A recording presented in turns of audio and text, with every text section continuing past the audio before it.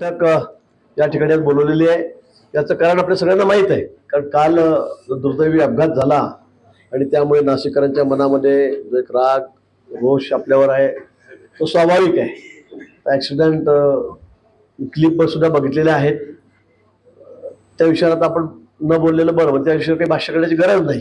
पण ज्या पद्धतीने आज नाशिक शहरामध्ये कामं सुरू आहेत, सगळ्या रस्त्यांची कामं सिमेंट चालू आहे, मुख्य रस्त्यांची कामं सिमेंट कॉन्क्रीट चालले आहेत, व्हाईट टॉपिंग चाललेलं आहे, खोदकामही खूप चाललेले आहेत.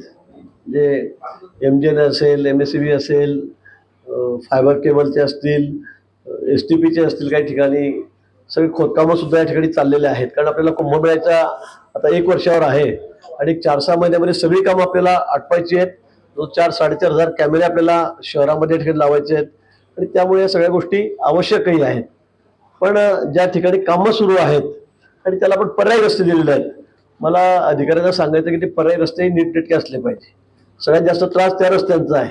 आपण एकीकडे रस्त्याला कॉन्क्रीटचा करतोय, बरोबर आहे, पण पर्यायी रस्ता जो दिलेला आहे त्याच्यावर खड्डे पडणार नाहीत, त्याच्यावर खूप चिखल होणार नाहीत, पाणी थांबणार नाहीत.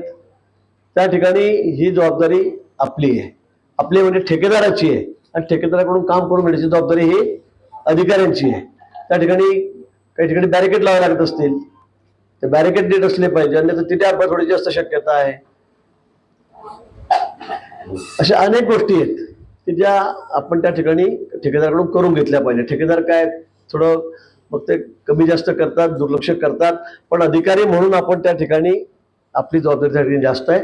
आपण त्या ठिकाणी कामावर थांबणं, वेळोवेळी भेट देणं हे सुद्धा आवश्यक आहे. म्हणजे काय कमी आहे, काय जास्त आहे हे सुद्धा आपल्याला बघावं लागेल. अन्यथा आपण ठेकेदार काम करतोय, चाललंय, अधिकारी तरी जात नाही, तर हे काही योग्य नाही. आणि म्हणून मी आत्ताच आपल्याला सांगतोय की आपण त्या कामावर असलं पाहिजे. त्या ठिकाणी बॅरिकेडची जी व्यवस्था करायची असेल ती केली पाहिजे. त्या ठिकाणी कुठेही खड्डे पडणार नाहीत, लोकांना त्रास होणार नाही, ही खबरदारी आपण सगळ्यांनी घ्यायची आहे. ठेकेदाराची जबाबदारी आहेच, त्यांनी केलंच पाहिजे. पॅरलल रस्ता जो तो त्यांनी चांगला ठेवलाच पाहिजे, पण तो ठेवतो की नाही बघणार कोण, तर ती सगळी अधिकाऱ्याची जबाबदारी आहे. कुठेही कामामध्ये कसूर केलेला आता चालणार नाही, कुठेच कसूर केला चालणार नाही. जे खड्डे खड्डे खड्डे सगळ्या जो चर्चा आहे त्या खड्ड्यांच्या बाबतीत आता आपण आता इथेच निर्णय केलेला आहे, सूचना दिलेल्या आहेत. त्या ठिकाणी जे काय करता येईल ते उद्यापासून करायचं आहे आपल्याला. कुठे त्या खड्डे दिसणार नाहीत अशी व्यवस्था आपल्याला त्या ठिकाणी करायची. आणि म्हणून त्या ठिकाणी मॅस्टिक ॲस्फॉल्ट असेल, कोल्ड ॲसॉल्ट असेल, सगळ्या गोष्टी काय लागत असेल, कुठे असेल नसेल ते आम्हाला सांगा, आपण ते मागवून घेऊ. पण या 2-3 दिवसात अंबडे माडीसीचा रस्ता असा झालेला आहे, तिथे सुद्धा आता 2 दिवस शनिवार रविवार आहे, महापौर मला म्हणाले 2 शनिवार रविवार आहे, त्यामुळे त्याने बंद ठेवून आपण त्या ठिकाणी लगेच तो रस्ता त्या ठिकाणी त्याचं म्हणजे चांगलाच करायचा आहे. नुसतं खड्डे बुजू नका त्या ठिकाणी, अगदी सरसकट तो चांगला करा. काही गोष्टी अशा आहेत की त्यामुळे या रस्त्यामध्ये पाणी आहे, खड्डे पडलेत, ते आपल्याला तात्काळ बुजवता येत आहेत. मागच्या वर्षी मी आपल्याला सांगितलं होतं कोल्ड ॲसॉल्टच्या बाबतीमध्ये की आपण ते लावा, आणा, ते झालं असेल नसेल ठीक आहे काय, पण आता यावर्षी कुठे कोणाची वाट न बघता काय परवानग्या लागतील, काय असेल नसेल ते मी तुम्हाला देतो घेऊन. तिथे पैशाची चिंता करू नका, कुठल्या फंडच्या बाबतीमध्ये किंवा कुठल्या परवानगीची चिंता करू नका. मी तुम्हाला तात्काळ उद्या परवा सोमवारपर्यंत काय असेल, उद्यापर्यंत सुट्टी असेल पण सोमवारपर्यंत मी तुम्हाला घेऊन देतो. काही गोष्टी मी आताच डीम समजा आपण ती परवानगी असं समजून आपण त्या ठिकाणी काम करायचं आहे. कॉलन्यांमध्ये खूप मोठ्या प्रमाणात खड्डे पडलेले आहेत. खरं आहे, आपण मोठे रस्ते इकडे करत असताना ती ट्रॅफिक वळवलेली आहे, त्यामुळे कॉलन्यांमधले रस्ते जे आहेत ते सुद्धा खूप खराब झालेले आहेत.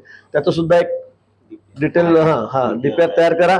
त्याच्यासाठी काय पैसे लागतील, कारण ते आवश्यक आहे. तिथं लोक आमच्या घरासमोरच खड्डे पडतात, तुम्ही फक्त रिंग रोड करतायत, मोठे रस्ते करतायत. मला वाटतं हे काही त्या ठिकाणी योग्य नाही आहे. आणि आपण सगळ्या सूचना सगळ्या लोकप्रतिनिधी ह्या अतिशय बरोबर आहेत, आणि म्हणून त्या ठिकाणी वेगळ्या फंडाची निधीची आपण त्या ठिकाणी व्यवस्था करू. पण हे रस्ते सुद्धा नीट व्यवस्थित झाले पाहिजे. पोलीस यंत्रणा या ठिकाणी आहे, आपणही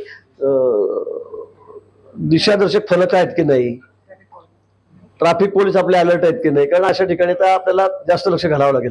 थोडे दिवस आहेत, फार दिवस त्रास होणार नाही नाशिककरांना, मी पुन्हा सांगेल, फार त्रास होणार नाही. पण आता जो आहे तो होणार आहे, आणि खड्डे पडतायत, पाऊस खूप आहे. आता एवढा पाऊस सांगितलाय की मी तर मुंबईला जावं, दिव्य मराठीचा कार्यक्रम आहे, कुंभावरच कार्यक्रम घेतलेला आहे, तिथे जावं का नाही जावं अशा मनस्थितीमध्ये मी आहे. पण आता पाऊस पडला की पुन्हा त्या ठिकाणी खूप पाणी साचेल, माती वाहून जाईल. खड्डे बुजताना फार माती आणि मुरुम टाकू नका, इतका चिखल त्या ठिकाणी होतो आणि मग ते परत त्याचा त्रास लोकांना अधिक होतो. त्यामुळे काय एकदा ऍडव्हान्स खूप टेक्नॉलॉजी आहे ती वापरून आपण त्या ठिकाणी काय काय करता येईल ते त्या ठिकाणी बघायचं आहे. अधिकाऱ्यांची मोठी जबाबदारी आहे. आपण आजपासून आता अजिबात असं चालणार नाही की बाबा काम सुरू आहे आणि आपण हजर नाहीत, हे अजिबात खपवून घेतलं जाणार नाही. जे जे अधिकारी असे कामावर जाणार ते काम चुकारपणा करतील त्याच्यावर निश्चित कारवाई होईल त्याच्या पुढे. कारण लोकांना इतका त्रास होतो, इतका त्रास सहन करायला लागतोय की त्याला लिमिट नाही. खरं आहे, ही वस्तुस्थिती आहे. पण असं होत असताना आपण तरी स्पॉटवर त्या ठिकाणी पाहिजे, त्या ठिकाणावर त्या ठिकाणी पाहिजे. आणि तर आपण ठिकाणावर नाहीये, काम चाललंय, बाकी रस्त्याची सगळी बोंबाबोंब चालली आहे, लोक ओरडतायत, अपघात होत आहेत, मृत्युमुखी पडतंय. मला वाटतं हे आता पुढे अजिबात खपवून घेतलं जाणार नाही. मग कोणी अधिकारी असो, कसाही असो, नवा असो, जुना असो, त्याच्यावर कारवाई होणार आहे. ती जबाबदारी तुमची राहील, तुमची राहील. डायव्हर्शन केलंय तर त्याला रस्ता दाखवा ना लोकांना, किंवा इकडनं जायचंय तिकडनं जायचंय, दिशादर्शक फरक दाखवा. ते आपली जबाबदारी आहे. पण ते बऱ्याच ठिकाणी दिसतच नाही. एकदा टाकलं पडला किंवा त्याला कोणी लावतच नाही. मला वाटतं हे काही अजिबात योग्य नाही. आणि म्हणून नाशिककरांना कमीत कमी कसा त्रास होईल याची काळजी आपण त्या ठिकाणी घेतली पाहिजे. कुठे अपघात होणार नाही याची काळजी आपण त्या ठिकाणी घेतली पाहिजे. आता ही जी कालची पुनरावृत्ती पुन्हा होणार नाही, तो ट्रॅफिक पोलीस अलर्ट राहा. म्हणजे काही गोष्टी अशा असतात ते आपल्या हातात नसतात, कुणाच्या हातात असतात. अपघात असतो शेवटी. आता तो कसा झाला काय झाला त्यात आपल्याला शिरायचं नाही. पण मला असं वाटतं की या संदर्भामध्ये आपण सर्वांनी सतर्क राहिलं पाहिजे. कुठेही असा अपघात परत होणार नाही, म्हणजे खड्ड्यामुळे तर होणार नाही याची काळजी सुद्धा आपण या ठिकाणी घेतली पाहिजे आणि ती आपण सर्वांनी घ्यावी. आता कुंभमेळा 1 वर्ष राहिलेला आहे. कामांची आपल्याला घाई आहे, सगळे कामही आपल्याला करायचे आहेत.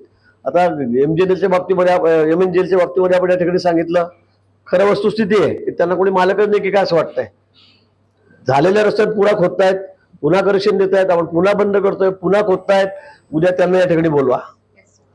माझं बोलणं करून देण्यात जाता फोनवर मी सांगतो ना की उद्या तुम्हाला यायचं नाही तर मग बघू आपण काय करायचं त्यांचं. तर पण असंही चालणार नाही की आपण रस्ते करायचे, एवढा खर्च करायचा, त्यांनी पुन्हा खड्डे करायचे, पुन्हा लोकांना त्रासात टाकायचं, हे अजिबात चालणार नाही. अजिबात खपूनच घेतलं जाणार नाही. आणि म्हणून जे जे ठेकेदार असतील, ज्या ज्या यंत्रणा असतील त्यांना उद्या बोलून घ्या. त्यांना उद्या बोलून घ्या सगळ्यांना. एक अर्धा तास आपण त्यांच्याशी बोलू. सगळे कॉन्ट्रॅक्टर त्यांना या ठिकाणी बोलवा आणि त्याच्यासोबत मग मी स्वतः बोलतो. त्यांना बंद खोलीत काय सांगायचं असेल तर मी सांगतो. म्हणजे उगाच काहीतरी खपवून घ्यायचं सगळं आणि लोकांना त्रास टाकायचं हे अजिबात त्या ठिकाणी होणार नाही. काही टेंडर करत असताना मला वाटतं आता टेंडर 25-30% बिलो गेलेत, 35% बिलो गेले, 30% बिलो गेलेत. तर मला असं वाटतं की 30-35% टेंडर बिलो जाऊन कसे कामं होणार आहेत, दर्जेदार कामं कसे होणार आहेत. मग सगळे चाल ढकल होते, मग त्या सगळ्या क्वालिटीमध्ये फरक पडतो, कामाचा दर्जा बरोबर राहत नाही. तर इतकंही काही करायची गरज नाही. तर कसं काय 30-35% बिलो जाऊन बरं कसं काय भेटतो. 1 कोटीचं काम तुम्ही 60 लाखात 65 लाखात करतात, त्याच्यात तुम्ही अजून प्रॉफिट कमवणार आहात, कसं शक्य आहे. आणि म्हणून मला वाटतं की या संदर्भामध्ये सुद्धा मुख्यमंत्री मोदयांशी मी बोलतो. त्याच्यावर नेटवर्क सेंट्रल कंपनीला पण तिकडच्या एजन्सीला त्या ठिकाणी द्यायचं का किंवा काय करायचं का, ते दुसरा उपाय नाहीये. भरणारे म्हणतील आम्ही भरतोय करतोय काम बघून घ्या, पण ते तितकं तपासलं जात नाही, आपण तेवढं लक्ष देत नाही. एवढं 30 आणि 40% काम ऍक्सेप्ट करतो कसे काय आपण. ते रिजेक्ट करा, त्याच्यावर नवीन सोल्युशन मी मुख्यमंत्री महोदयांना, माननीय मुख्यमंत्री महोदयांना विचारून आपल्याला सांगतो. ते उद्यापासून आपण ती पद्धत आपण अंमलात आणू आणि चांगली कामं कशी होतील, दर्जेदार कशी होतील, लवकर कशी होतील याकडे आपलं लक्ष असलं पाहिजे, म्हणजे बारकाईने लक्ष असलं पाहिजे. आणि म्हणून या संदर्भामध्ये आज तातडीची बैठक आपण या ठिकाणी बोलवली होती की या पुढच्या काळामध्ये म्हणजे उद्यापासून आजपासून आपल्याला सगळे खड्डे भरायचे आहेत. कुठे आता खड्डे राहणार नाही नाशिकमध्ये याची काळजी आपल्याला घ्यायची आहे. व त्यासाठी काय खर्च करायची तजवीज आपण त्या ठिकाणी करू आणि नवीन जे कामं सुरू आहेत आता ती लवकर कशी पूर्ण होतील, हे आता वेळेत कशी पूर्ण होतील याकडे आपल्याला लक्ष द्यायचं आहे. ती होतील, पण आता सध्या पावसाळा असल्यामुळे लोकांना त्रास सहन करावा लागतोय, ही वस्तुस्थिती आहे. आणि म्हणून त्या संदर्भामध्ये उद्या आपण पुन्हा सर्व ठेकेदारांना बोलून त्यांच्याशी चर्चा या ठिकाणी करू. बोला. तुम्हाला असं वाटतं का फरक पडेल? कारण आता जर परिस्थिती बघितली तर नाशिक अक्षरशः म्हणजे या सगळ्या प्रकाराला वैतागलेले आहे. इशारे देऊन देखील कंत्राटदार अधिकारी यांचं पाप हे खरं नाशिककरांवरच्या जीवावर बेतायला लागलेले. मला वाटतं आपण कमिशनर मला म्हणाल्या की आपण जवळपास 6 कोटी रुपयात आपण दंड त्यांना केला. 10-10 लाखापर्यंत रोजचा आपण दंड त्याला लावलेला काही काही ठिकाणी, म्हणजे त्याच्यावर दंड केलेला आहे. 6 कोटीच्या वर दंड त्याच्याकडून वसूल केलेला आहे. खूप ठेकेदारांवर आपण त्यांना शोकॉज नोटीस दिलेल्या आहेत. ब्लॅकलिस्टच्या सुद्धा आपण नोटीस त्यांना त्या ठिकाणी दिलेल्या आहेत. सगळी काळजी आपण घेतोय. पण मी आता या उपरजण मी आपल्याला या ठिकाणी सांगतो, एक उद्याचा दिवस इथे आहेच, फक्त कॅबिनेटला मी जाईल, त्यानंतर मला वाटतं आठवड्यातले 3 दिवस आता मी नाशिकमध्येच थांबणार आहे. मी स्वतः सगळ्या गोष्टीकडे लक्ष घालतो, कुठेही दुर्लक्षिकडे होणार नाही आणि जो ऐकणार नाही मग त्याची कुठली गय केली जाणार नाही. त्याच्यावर अतिशय कडक कारवाई आम्ही त्या ठिकाणी करू. पण निश्चित नाशिककरांना मी पुन्हा आश्वासित करेल की आठवडाभरामध्ये सगळ्या खड्ड्यांचा प्रश्न जवळपास बरोबर आहे हा आम्ही त्या ठिकाणी संपवू. आहे नाशिकचा जीव एका बाजूला आहे, दंड एका बाजूला आहे, मात्र पैसे किंवा दंड वसूल होईल पण जीव प्रत्यक्षात नाशिकरांना मिळणार नाही. नाही आता फिरून प्रश्न तिथे देतो त्या ठिकाणी. म्हणून मी सांगितलं की उद्या परवापासून मी स्वतः नाशिकमध्ये थांबणार आहे. कामाचा दर्जा सुद्धा मी बघणार आहे, किती गतीने कामात चाललंय हे सुद्धा बघणार आहे. उद्या सगळ्या ठेकेदारांना आम्ही या ठिकाणी बोलवलेलं आहे. जीवाची किंमत कोणी देऊ शकत नाही, ती कोटी देऊ शकत नाही, हे आपल्या सर्वांना माहित आहे. आता शेवटी कामही करून घ्यायचेत आपल्याला आणि अतिशय वेगात अतिशय क्वालिटीचे कामं ते आपण त्या ठिकाणी करून घेऊ. कुठे याच्यामध्ये उशीर होणार नाही. आणि आता जो पावसाळा आहे त्या पावसाळ्यामध्ये लोकांना त्रास होणार नाही, जनतेला नाशिककरांना.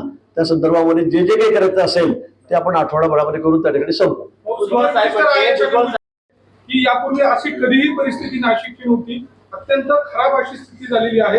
याची जबाबदारी निश्चित केली पाहिजे. विशेषतः तुम्ही प्राधिकरणाचे प्रमुख म्हणून तुम्ही ही जबाबदारी घेऊन या सगळ्याबाबत कठोर कारवाई करणं अपेक्षित आहे असं त्यांचं म्हणणं आहे.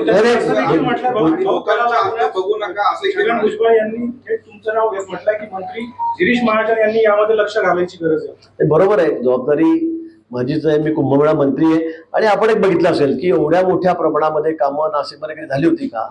आज आपण जवळपास नाशिक आणि त्र्यंबकेश्वरसाठी 35-40 हजार कोटी रुपये खर्च करतो. मी वारंवार सांगितलं की मी आधी सुरुवातीला सांगितलं की नाशिककरांची मी दिलगिरी व्यक्त करतो, माफी मागतो की 4-6 महिने आपल्याला त्रास होणार आहे. हे मी वारंवार प्रत्येक सभेमध्ये या ठिकाणी सांगितलं. ही वस्तुस्थिती आहे, ही वस्तुस्थिती आहे. पण एवढ्या मोठ्या प्रमाणात कामं की आपल्याला पुढचे 30-40 वर्ष कुठे बघावं लागणार नाही. म्हणजे डांबरी रस्ते केले की दरवर्षी आपल्याला खड्डे बुजवावे लागतात, पुराचे डांबर होऊन जातं. आपण त्यावेळेला शेकडो कोटी खर्च करतो पण त्याचा उपयोग काही होत नाही, कारण इथे पाऊसही जास्त पडतो. डांबरी रस्ते कसे टिकतात याची आपल्याला कल्पना आहे. त्यामुळे मला असं वाटतं की एकदा कॉन्क्रीट रस्ते झाले, व्हाईट टॉपिंग झाले तर आपल्याला पुढचे 25-30 वर्ष त्याच्यावर खड्डा सुद्धा पडणार नाही. अशा क्वालिटीचे रस्ते आपण या ठिकाणी करतो आहोत. आणि जवळपास 35,000-40,000 कोटी खर्च करून आपण सगळं नाशिक शहराचा चेहरामोहरच बदलवतो. आणि मग त्याच्यामध्ये सगळंच आहे, MNGL पण असेल, आपण फायबर त्या ठिकाणी टाकतोय. एका रोड खाली तर 7 प्रकारचे सगळे आपण कामं त्या ठिकाणी करतोय, युटिलिटी करतोय. मग STP पासून असेल, पाण्यापासून असेल, गॅस पासून असेल, सगळ्याच प्रकारचे. आणि त्याच्यामुळे मग सगळ्यांना इतक्या सुविधानंतर मिळणार आहे याची आपल्याला कल्पना आहे. जवळपास 4-4.5 हजार कॅमेरे आपण त्या ठिकाणी तर सगळ्या ठिकाणी लावतो आहोत. आणि म्हणून नाशिक सगळं अगदी मॉडर्न नवीन नाशिक आपण या ठिकाणी तयार करतो आहोत. म्हणजे 6 महिन्याने नाशिकमध्ये येणाऱ्या माणसाला वाटेल की खरंच आपण कुठे आलेलो आहोत, अशा पद्धतीने आपण कामं करतो आहोत. आणि म्हणून थोडा त्रास होणार आहे, मी आधी सांगितलेलं आहे. पण याच्यामध्ये अशी परिस्थिती कधी नव्हती. आणि खरं आहे, कारण एवढे रस्ते कॉन्क्रीटचे कधी आपण बघितले का? सगळे डांबरी रस्ते होते, सगळे डांबरी रस्ते होते. भुजबळ साहेब जे म्हणतात ते खरं आहे की अशी परिस्थिती कधी नव्हती, आणि खरंच कधी नव्हती. आणि म्हणून आता आपण एवढे मोठे रस्ते करतो आहोत, हजारो कोटी त्या रस्त्यांसाठी खर्च करतो आहोत.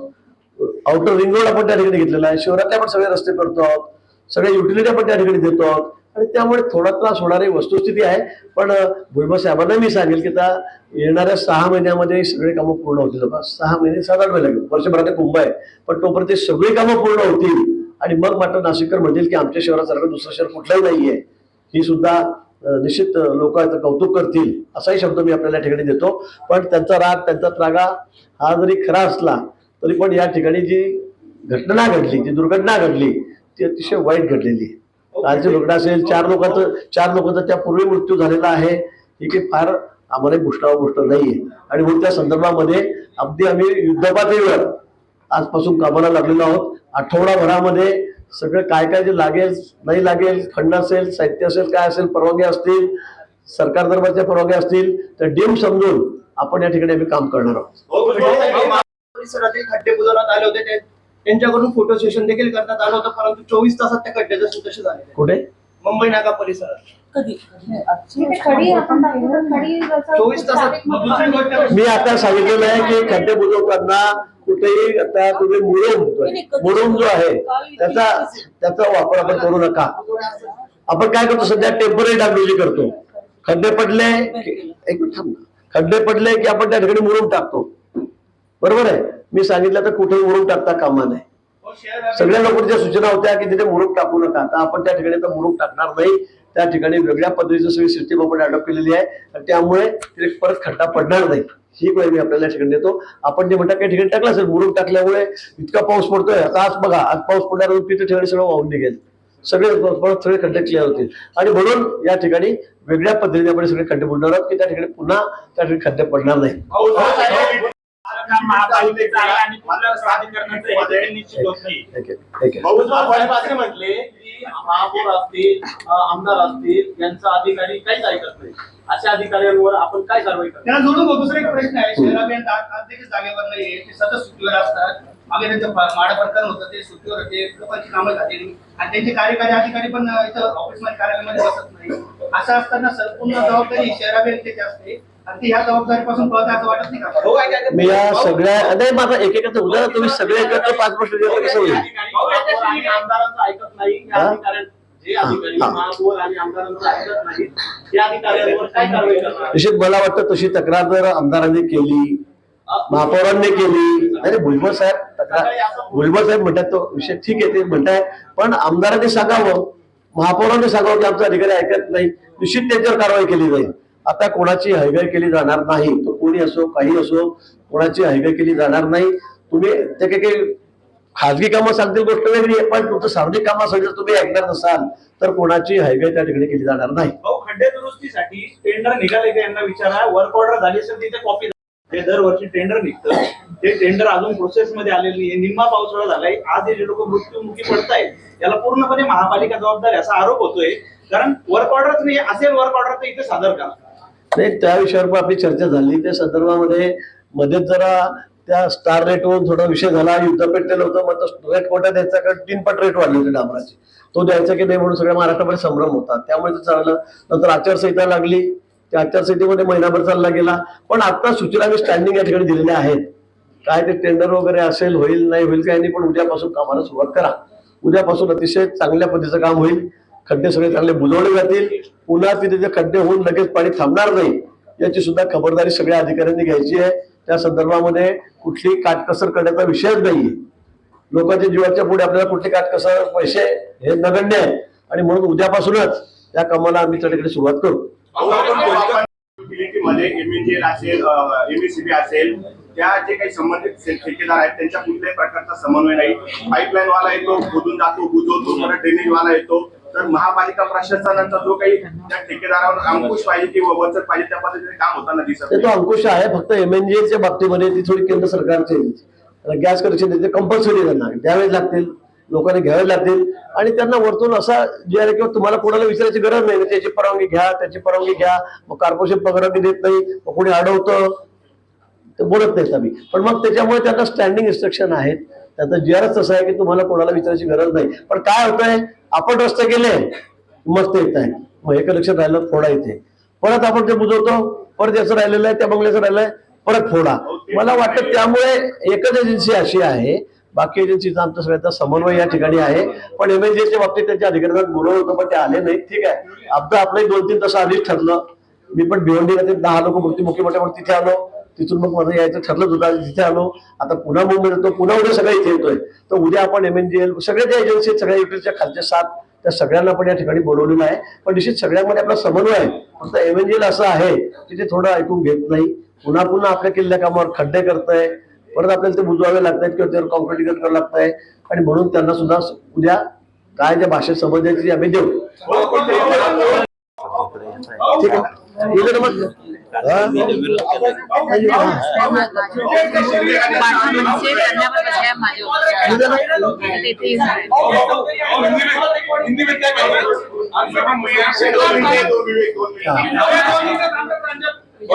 अरे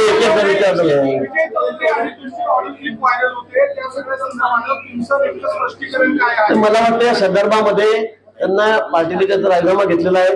त्यांना पार्टीतून काढून टाकलेलं आहे. त्यांनी ज्या पद्धतीने सगळं ते प्रकार झालेले आहेत, त्यांनी त्या ऑडिओ क्लिप काय झालं, कोणाकोणाशी बोलले काय, तर मला तर काही माहित नाही. पण खूप मोठ्या प्रमाणामध्ये त्यांनी सगळं ते रेकॉर्ड केलेलं आहे. रेकॉर्ड केलं म्हणजे त्यांनी रेकॉर्डचं ऍपच लावलं तसं मला समजलं, पोलिसांनी सांगितलं. त्यामुळे सगळ्यांचेच फोन त्याच्यामध्ये रेकॉर्ड झालेले आहेत आणि त्याच्यात जे काय सभ्य वर्तन केलेलं आहे, बोलले, त्यामुळे त्यांना पार्टीने त्यांचा राजीनामा घेतलेला आहे. आता पार्टीशी त्याचा काही संबंध नाही. आपण खोतकर कुटुंबाची भेट घेतली हो, मदत केली. नाही, कोटकर कुटुंबियांकडे मी आल्यास त्या ठिकाणी जाऊन आलो. त्या ठिकाणी त्यांची भेट घेतली. खरं अतिशय मोठं दुःख त्यांचं त्या ठिकाणी आहे. लहान 5 वर्षाची मुलगी आहे. आता 7-8 वर्षापूर्वी त्यांचं लग्न झालेलं होतं. पण त्यांचा उदरनिर्वाह तो काही फार ते काही मोठे घरचे पैशावाले नाहीत किंवा फार मोठा उद्योग व्यवसाय त्यांचा अतिशय छोटासा उद्योग त्यांच्यासाठी गणपती बनवायचा वगैरे काहीतरी आहे, त्यांनी मला सांगितलेलं आहे. पण त्यांची पुढची जबाबदारी ही निश्चित त्या मुलीची जरी, विशेष करून तिला 5 वर्षाची मुलगी आहे, ती अगदी मुलगी म्हणून स्वीकारलेली आहे. कारण त्यांचं दुःख सांगण्याच्या पलीकडे होतं. त्यांचे वडील होते मुलाचे, त्यांची आई होती, ज्या पद्धतीने ते सांगत होते, रडत होते, आणि म्हणून त्यांची परिस्थिती जेमतेमच आहे. आणि म्हणून मुलीच्या शिक्षणाची व्यवस्था महापौरांनी काल सांगितलं की ते सगळं मीच बघेल, काय असेल नसेल चांगल्या शाळेमध्ये तिला टाकण्याची व्यवस्था असेल, किंवा ज्या शाळेत असेल तिकडे चांगल्या शाळेत टाकलं त्याची फी आता म्हणून भरायची हिंगोली त्यांनी त्या ठिकाणी घेतलेली आहे. बाकी काय काय जी व्यवस्था असेल, एक मुलगी म्हणून मी ती जबाबदारी घेतलेली आहे. पण सरकारकडून जी मदत असेल ती मदत, त्यांना नोकरीची व्यवस्था, कारण ती मुलगी MSc झालेली आहे. त्यांची पत्नी जी आहे ती MSc झालेली आहे, चांगली उच्च शिक्षित आहे. त्यामुळे त्यांना नोकरी देण्याची जबाबदारी सुद्धा आमची आहे, ते आम्ही त्यांना देऊ. नाशिक महानगरपालिकेमध्ये मात्र काल जे आंदोलन झाले ते शिवसेनेच्याच नगरसेवकांनी केलं. शिवसेनेकडूनच भाजपला कुठेतरी डॅमेज करण्याचा प्रयत्न होता. आज आंदोलन केलं भाऊ. जसं आम्ही कुठे कुठे मैत्रीपूर्ण निवडणुकीमध्ये लढत करतो, तशी मैत्रीपूर्ण आंदोलन ते त्या ठिकाणी होती. मनसे आंदोलन करताय. मनसेने केलं पाहिजे ना, उभाठाने केलं पाहिजे, मनसेने केलं पाहिजे, त्यांचा अधिकारच आहे. त्यांना आमचा कट करावं. आता सगळ्या ठिकाणी आंदोलन सुरू असतात, करत असतात. आंदोलन होतं आमचं. पालकमंत्री नसल्यामुळे नाशिकची अशी अवस्था झाली का, असं देखील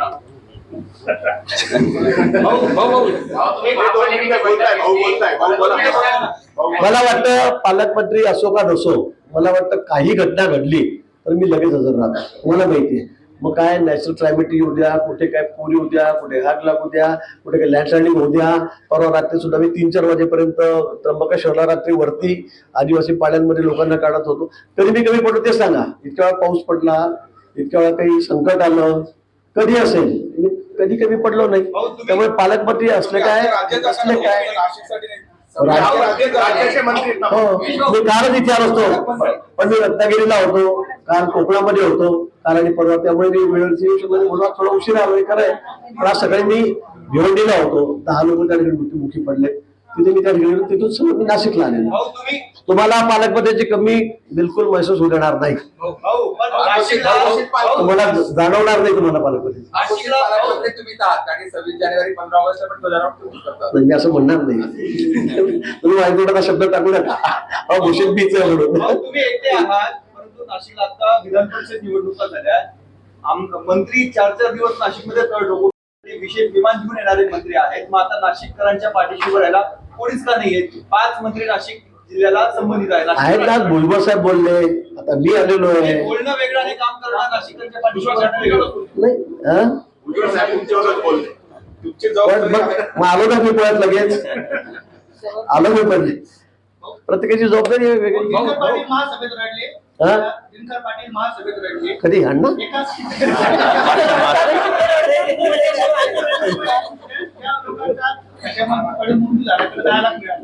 लोकांना 9 लाख भेटणार आहे.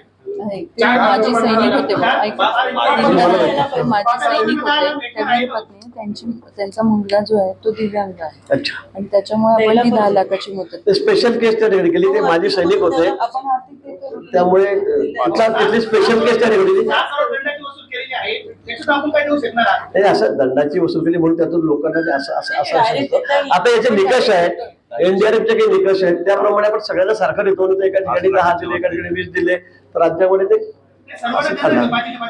कोणाला जे खड्ड्यांमध्ये अपघाती मृत्यू झालेला आहे त्यांना सगळ्यांना चला 5च्या 5 लोकांना आपण त्या ठिकाणी 5-5 लाख रुपये देऊ. तुम्ही मगाशी पावसाच्या अलर्ट संदर्भात माहिती दिली. अलर्ट आहे, रेड अलर्ट आहे. जवळपास थोड्याच वेळामध्ये विक्रमी पाऊस होणार आहे. 5 वाजेपासून हा इशारा देण्यात आलेला आहे. हवामान खात्याचा अंदाज आहे 500 मिलीमीटरच्या वर पाऊस या ठिकाणी आज पडणार आहे. 500 मिलीमीटर. मागे 350 पडणार होता म्हणून मी गावात इथे आलेलो होतो. आपल्याला माहिती आहे आम्ही सगळे इथे आलो, सगळे अधिकारी आलो. आता हा अलर्ट 500 मिलीमीटरचा आहे. आणि विशेष करून त्र्यंबकेश्वर, कळवण आणि बागलाण या तालुक्यामध्ये तो पट्टा त्या ठिकाणी तयार झालेला आहे. त्यामुळे आपल्या सगळ्यांना त्याची काळजी घ्यावी लागेल आणि म्हणून आपण सगळेजण आता त्या कामामध्ये लागूया. धन्यवाद.